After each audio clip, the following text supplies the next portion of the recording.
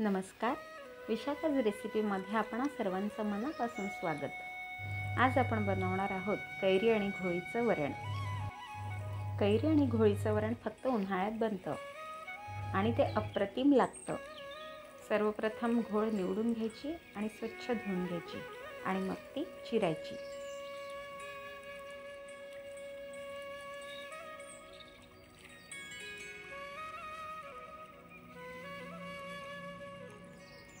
घोळीच्या भाजीसोबत कैरीही अवश्य टाकावी, त्यामुळे भाजीला आणि वरणाला दोन्ही याला खूप छान चव येते. तर आता त्यासोबतच आपण एक कैरी स्वच्छ पाण्याने धुवून घेऊ आणि नंतर मग ती सोलून त्याच्या बारीक बारीक फोडी करून घेऊ.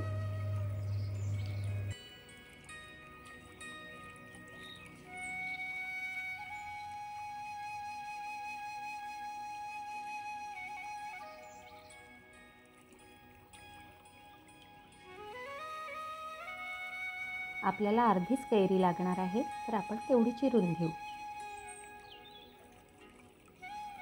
तर सर्वप्रथम तेल गरम करून त्यामध्ये मोहरी घालायची. मोहरी फुटली की त्यामध्ये 2 हिरव्या मिरच्या, कैरीचे काप आणि घोळीची चिरलेली भाजी घालायची आणि ती तेलावर छान परत करायची. त्यावर 2 मिनिटं झाकण ठेवून ती छान शिजू द्यायची. नंतर झाकण काढून ती पुन्हा परतवून घ्यायची. नंतर त्यामध्ये हिंग, हळद, तिखट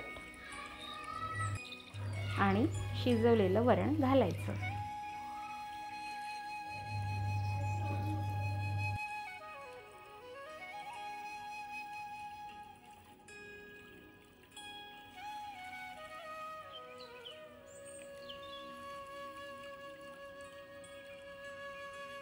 वरण घातलं की ते छान चमच्याने ढवळून घ्यायचं.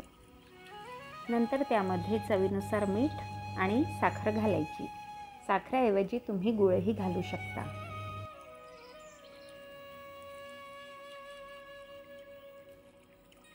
नंतर वरणामध्ये घरगुती काळा मसाला घालायचा आणि पुन्हा ते ढवळून घ्यायचं आणि वरणाला छान उकळी येऊ द्यायची.